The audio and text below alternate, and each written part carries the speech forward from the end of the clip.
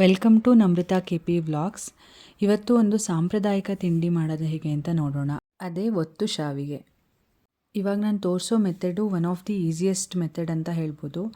Same method follow ಮಾಡಿ. ಇದು ತುಂಬ ಮೃದುವಾಗಿ ಉದ್ದವಾಗಿ ಬರುತ್ತೆ. ಶಾವಿಗೆ ಯಾವತ್ತೂ ಮಾಡೇ ಇಲ್ಲ ಅನ್ನೋರು ಕೂಡ ಇದನ್ನು ಟ್ರೈ ಮಾಡ್ಬೋದು.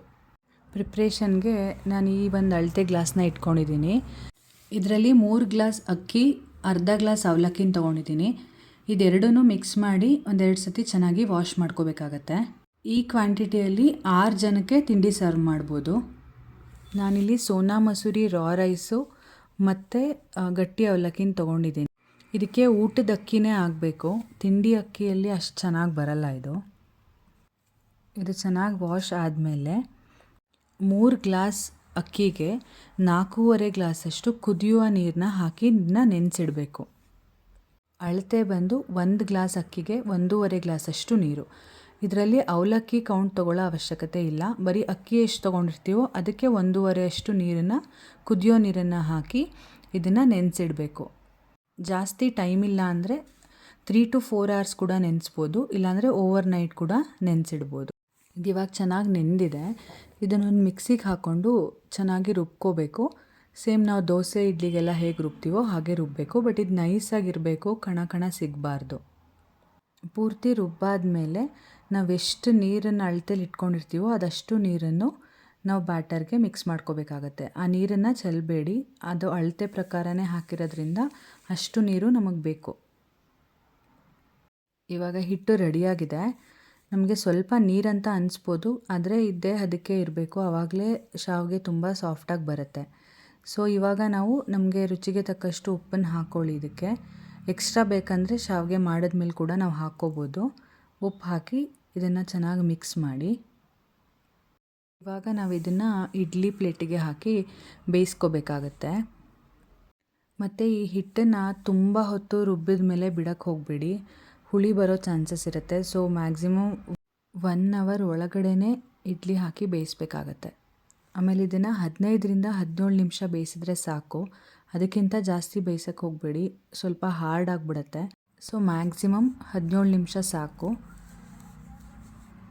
ಲಿಡ್ನ ಕ್ಲೋಸ್ ಮಾಡಿ ಸ್ಟೀಮಲ್ಲಿ ಬೇಯಿಸ್ಬೇಕಾಗತ್ತೆ. ಇಡ್ಲಿ ಬೆಂದಿದೆ. ಇವಾಗ ಶಾವಿಗೆ ಮಣೆಗೆ ಹಾಕಿ ಇದನ್ನು ಒತ್ಬೋದು.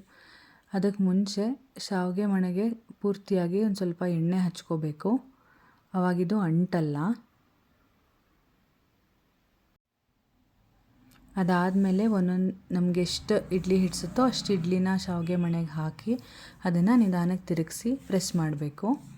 ನೀವೇ ನೋಡ್ತಿರ್ಬೋದು, ಇದು ತುಂಬ ಚೆನ್ನಾಗಿ ಬರುತ್ತೆ ಮತ್ತು ಸ್ವಲ್ಪನೂ ತುಂಡಾಗಲ್ಲ, ಅಷ್ಟೇ ಸಾಫ್ಟಾಗಿರುತ್ತೆ. ಮತ್ತು ಒತ್ತಕ್ಕೂ ಸ್ವಲ್ಪನೂ ಕಷ್ಟ ಆಗಲ್ಲ, ಅಷ್ಟು ಈಸಿಯಾಗಿ ಬರುತ್ತೆ. ಇದಾದಮೇಲೆ ಒಂದು ಪ್ಲೇಟಿಗೆ ಎಣ್ಣೆನ ಸವರಿ ಒತ್ತಿರೋ ಶಾವಿಗೆ ಎಲ್ಲ ಒಂದ್ರ ಪಕ್ಕ ಒಂದನ್ನು ನೀಟಾಗಿ ಜೋಡಿಸಿ ಅದ್ರ ಮೇಲೆ 1 ಸ್ಪೂನ್ ಎಣ್ಣೆ ಹಾಕಿ ಒಂದು ಅರ್ಧ ಗಂಟೆ ಆರಕ್ಕೆ ಬಿಟ್ಬಿಡಿ. ಇದು ಆರಿದಷ್ಟು ನಮಗೆ ಕಲಸೋಕ್ಕೆ ಸುಲಭ ಆಗುತ್ತೆ. ಇದು ಆರೋ ಅಷ್ಟೊತ್ತಿಗೆ ನಾವು ಒಂದು ಒಗ್ಗರಣೆ ರೆಡಿ ಮಾಡ್ಕೊಂಬಿಡೋಣ. ಒಗ್ಗರಣೆಗೆ ಒಂದು 5ರಿಂದ 6 ಟೇಬಲ್ ಸ್ಪೂನಷ್ಟು ಎಣ್ಣೆ ಹಾಕ್ಕೊಳ್ಳಿ. ಎಣ್ಣೆ ಕಾದ ಮೇಲೆ ಅದಕ್ಕೆ ಒಂದು 2 ಟೀ ಸ್ಪೂನಷ್ಟು ಸಾಸಿವೆ ಹಾಕ್ಕೊಳ್ಳಿ. ಸಾಸಿವೆ ಸಿಡಿದ ಮೇಲೆ ಒಂದು 2 ಟೀ ಸ್ಪೂನಷ್ಟು ಕಡಲೆಬೇಳೆ, ಒಂದು 2 ಟೀ ಸ್ಪೂನಷ್ಟು ಉದ್ದಿನಬೇಳೆ ಹಾಕ್ಕೊಳ್ಳಿ. ಅದಾದಮೇಲೆ ಒಂದು 2 ಮುಷ್ಟಿಯಷ್ಟು ಕಡಲೆ ಬೀಜನ ಹಾಕ್ಕೊಳ್ಳಿ. ಇದೆಲ್ಲ ಚೆನ್ನಾಗಿ ಫ್ರೈ ಆಗಲಿ.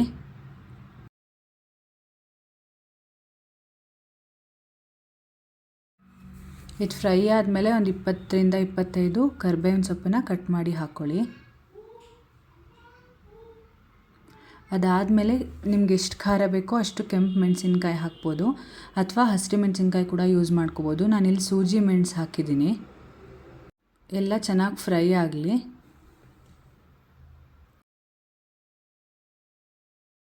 ಇವಾಗ ಇದಕ್ಕೆ ಒಂದು 2 ಟೀ ಸ್ಪೂನಷ್ಟು ಅರಿಶಿಣದ ಪುಡಿಯನ್ನು ಮಿಕ್ಸ್ ಮಾಡಿ, 1/2 ಟೀ ಸ್ಪೂನಷ್ಟು ಹಿಂಗೆ ಹಾಕಿ. ಈಗ ಒಗ್ಗರಣೆ ರೆಡಿ ಇದೆ. ಇದನ್ನು ನಾವು ಶಾವಿಗೆಗೆ ಹಾಕಿ ಮಿಕ್ಸ್ ಮಾಡೋಣ.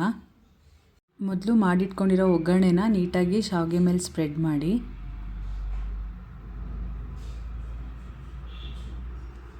ಇದಾದಮೇಲೆ ಹುಳಿಗೆ 1 ನಿಂಬೆಹಣ್ಣಿನ ರಸನ ಹಾಕ್ಕೊಳ್ಳಿ.